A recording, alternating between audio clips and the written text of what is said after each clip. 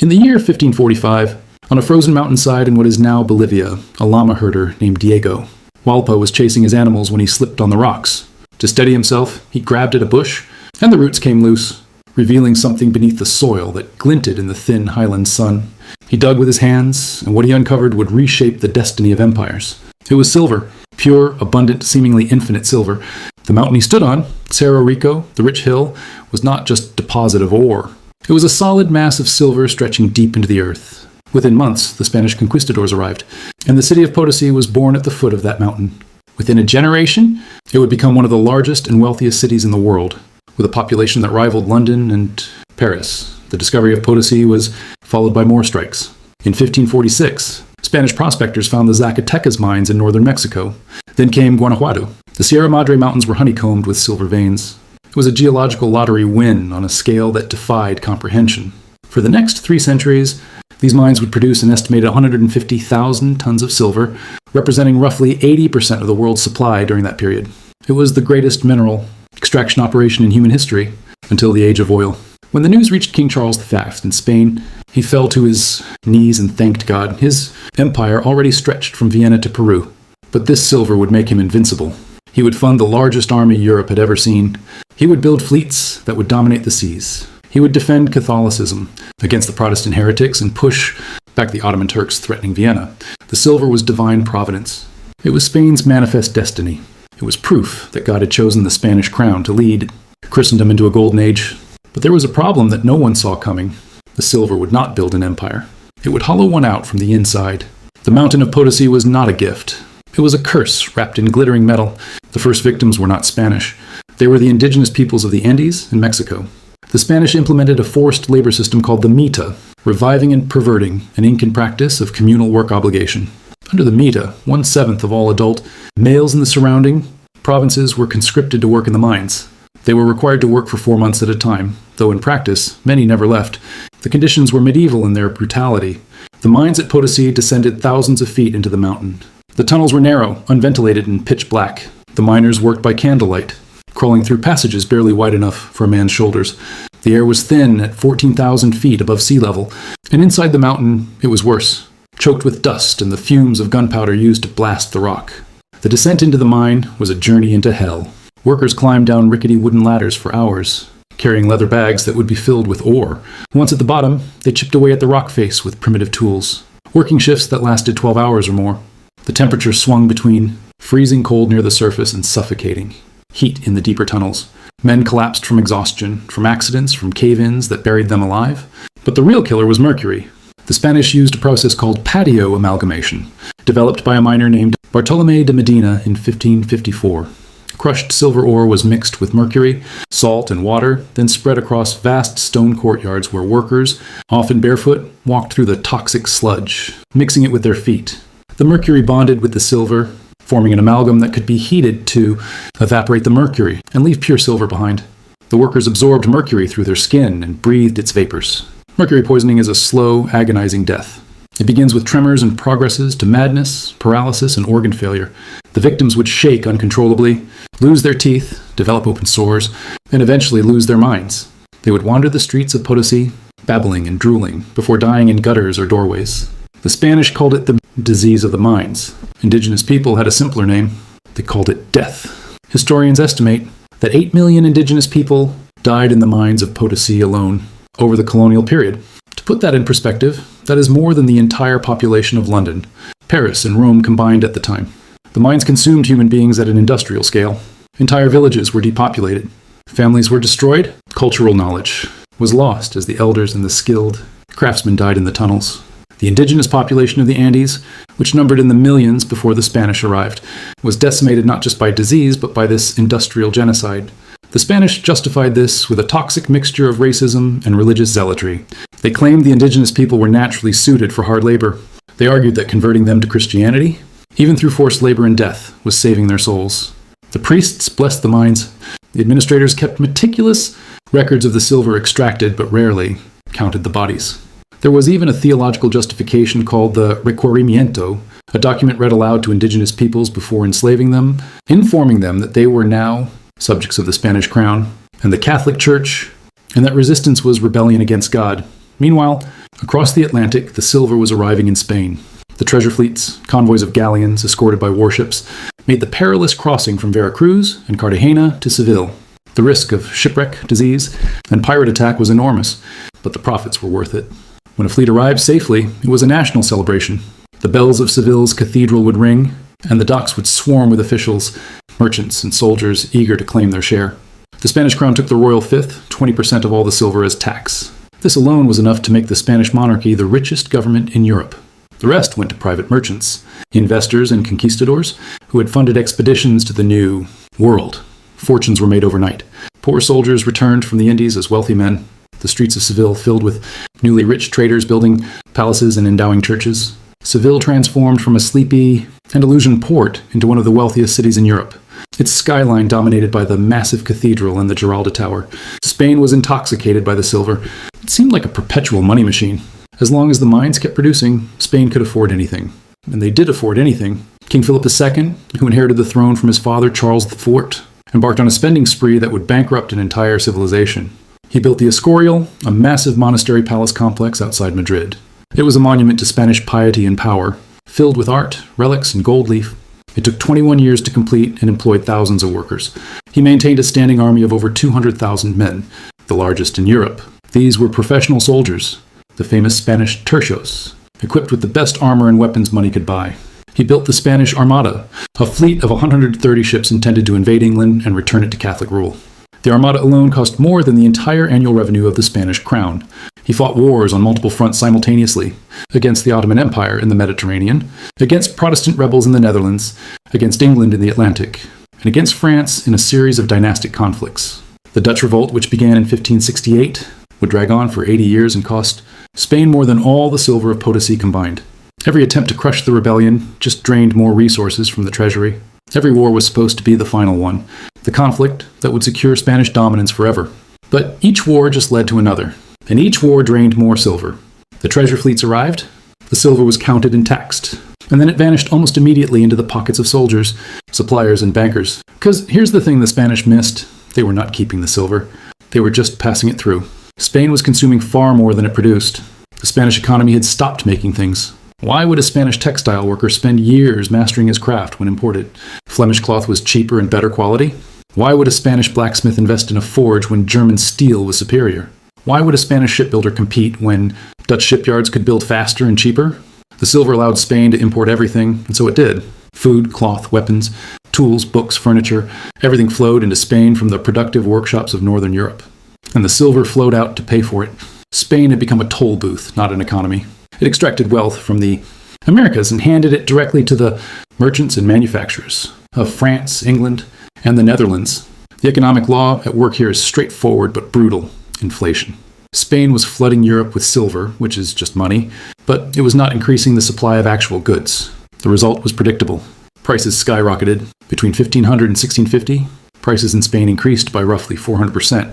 A loaf of bread that cost 1 silver coin in 1500 cost 4 coins by 1600. Rent, clothing, meat, everything became unaffordable for ordinary people. For the Spanish peasant and laborer, this was catastrophic. Their wages did not keep pace with prices. They were getting poorer in real terms, even as the king was sitting on a mountain of silver. The Spanish people watched their purchasing power evaporate while foreign merchants got rich selling them overpriced goods. Riots broke out in cities across Castile as hungry mobs attacked bakeries and warehouses. The Spanish elite did not understand what was happening. They blamed the inflation on greed, on usury, on divine punishment for the nation's sins. They passed laws trying to fix prices, but economic laws cannot be overruled by royal decree. The inflation continued, driven by the fundamental imbalance between the money supply and the production of goods. Some intellectuals, like the Salamanca school economists, actually understood the problem and wrote treatises explaining that the influx of silver was causing prices to rise. But their warnings were ignored by a government addicted to easy money. Meanwhile, the countries that were selling goods to Spain were thriving. The Dutch were the biggest winners. The Netherlands, ironically still technically under Spanish rule for much of this period, became the workshop of Europe. Dutch merchants would sell cheese, herring, cloth, and ships to Spain for Spanish silver. Then they would take that silver and reinvest it.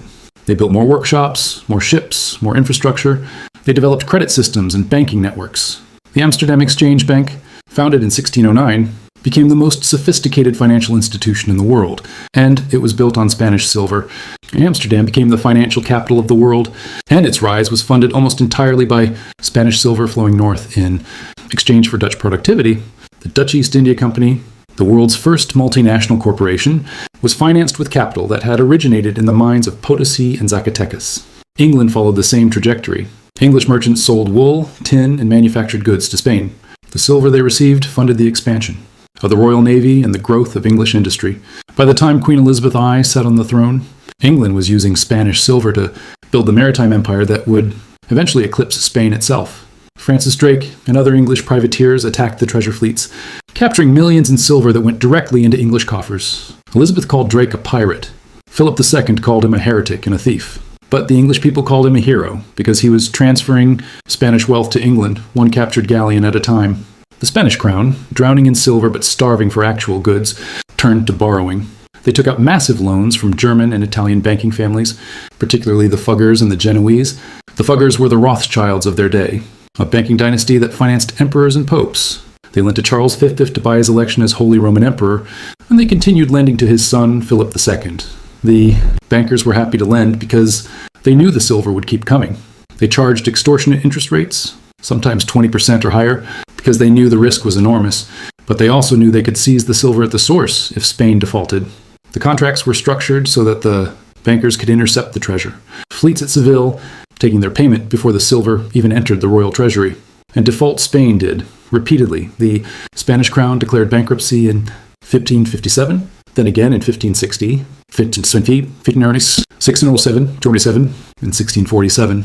Each bankruptcy was technically a restructuring, a suspension of payments while terms were renegotiated. But the pattern is undeniable. The richest empire in the world, sitting on a mountain of silver, was perpetually insolvent. Each default wiped out creditors, destroyed confidence, and made future borrowing even more expensive. How is this possible? Because wealth is not the same as money. Wealth is productive capacity. It is the ability to create goods and services that people need. Spain had money, but it had destroyed its productive capacity. It could not feed itself, clothe itself, or arm itself without importing everything. The silver was just passing through on its way to the real producers in Northern Europe. The tragedy deepened with the structure of Spanish society. The Spanish aristocracy, enriched by encomiendas and royal grants, developed a contempt for productive work. The concept of the hidalgo, the Spanish gentleman, was a man who did nothing. He did not soil his hands with labor or trade. He lived off rents and pensions and spent his days on horseback or in church. To work was to be common. To be idle was to be noble. This cultural pathology crippled Spanish economic development. In England and the Netherlands, a successful merchant could rise into the gentry, marry his daughter into the nobility, and be respected. Commerce was honorable. Merchants sat in parliament and influenced policy. But in Spain, a wealthy merchant was still looked down upon by a penniless hidalgo who had never done a day's work in his life. The Spanish proverb summed it up: church, sea, or royal household. These were the only acceptable careers for a gentleman. Everything else was for peasants, foreigners, and Jews. There were laws called limpieza de sangre, purity of blood statutes, that barred anyone with Jewish or Muslim ancestry from holding certain positions. These laws drove many of Spain's most talented merchants and artisans into exile. When the Jews were expelled in 1492 and the Muslims expelled in 1609, Spain lost much of its commercial and artisan class. These people took their skills and capital to Amsterdam, London, and other cities that welcomed them. The Catholic Church reinforced these attitudes. The church in Spain was enormously powerful and enormously wealthy, owning perhaps 1/3 of all land in Castile. But church land was held in mortmain, meaning it could not be sold or developed. It just sat there, generating rents for monasteries and convents, and the church preached that poverty was holy, that the pursuit of wealth was spiritually dangerous, and that suffering in this life would be rewarded in the next. This was the opposite of the Protestant work ethic developing in Northern Europe, where Calvinists preached that hard work and success were signs of God's favor. Max Weber, the sociologist, argued that this religious difference was one of the key factors explaining why Protestant countries industrialized and Catholic countries stagnated. Whether or not you accept Weber's thesis fully, the cultural difference is undeniable. In the Netherlands and England, saving, investing, and building businesses were seen as virtuous. In Spain, they were seen as vulgar. By the mid-1600s, the flow of silver was declining. The easy surface deposits were exhausted. The mines had to go deeper, which was more expensive and more dangerous. The quality of the ore declined. The costs of extraction rose. At the same time, the indigenous population, decimated by disease, overwork, and brutality, was shrinking. There were fewer workers to exploit. The Spanish tried importing African slaves to work the mines, but even this brutal expedient could not reverse the decline. The Spanish crown tried to squeeze more silver out of the system, raising taxes and imposing new levies on the colonists. But you cannot extract what is not there. The treasure fleets became smaller and less frequent. The flow of silver that had sustained the Spanish economy for over a century was drying up. And when it did, the edifice collapsed. Spain had no industrial base to fall back on, no merchant marine to compete in global trade, no financial system sophisticated enough to generate credit. The skills had been lost. The infrastructure had not been built. Spain had spent 3 centuries extracting and spending, and when the extraction stopped, there was nothing left. The population of Spain actually declined in the 17th century, a highly unusual demographic pattern. War, disease, and emigration emptied the countryside. The fields were abandoned. Spain began importing grain because it could not feed its own people. A nation with some of the most fertile land in Europe was starving. The final humiliation came in the 18th century. During the War of Spanish Succession, Spain became a battlefield for European powers fighting over who would sit on the Spanish throne.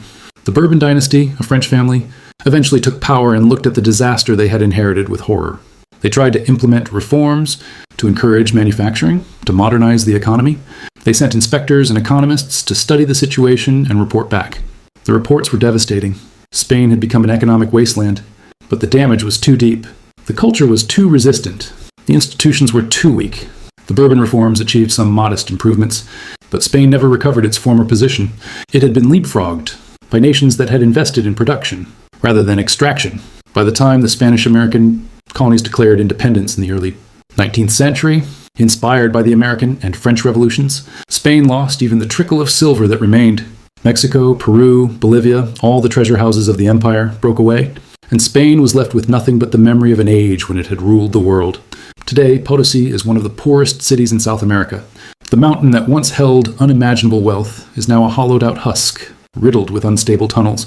Miners still work there, scraping out the last traces of ore in conditions that have barely improved since the colonial era. They use hand tools, breathe toxic dust, and earn a few dollars a day. They are among the poorest workers in the world, laboring in the shadow of the wealth their ancestors died to extract. The story of Spain's silver curse is a warning that echoes through time. It demonstrates that natural resources are not destiny. What matters is what you do with them. Spain chose to extract and consume rather than invest and produce. It chose vanity projects and foreign wars over building a productive economy. It chose to maintain a parasitic aristocracy over encouraging entrepreneurship and innovation. And the result? Spain, which possessed the richest mines in the world, ended up poorer than its neighbors who had no mines at all. It is one of history's clearest demonstrations that wealth is not what you have, it is what you can create. The silver was just metal. The real wealth was in the workshops of Amsterdam and the shipyards of London and the banks of Genoa. The real wealth was in the human capital, the skills, the knowledge, the institutions that create value. We see the same pattern today in resource-rich countries. Nigeria pumps millions of barrels of oil but remains poor. The Democratic Republic of Congo sits on vast mineral wealth but is one of the poorest nations on earth. Venezuela has more oil than Saudi Arabia, but its people are starving. The resource curse is alive and well. Spain failed the test. It mistook money for wealth, extraction for production, and glory for substance. The mountain of silver bought temporary power, but permanent decline. And the lesson carved into that mountain is one that every nation sitting on oil, diamonds or lithium, should read very carefully. You cannot dig your way to prosperity. You have to build it. And if you forget that, the mountain will bury you. Subscribe now and stay ahead. When history is written, you'll be one of the few who saw it coming. If you think there's something we missed or a topic you want us to cover, let's discuss it in the comments.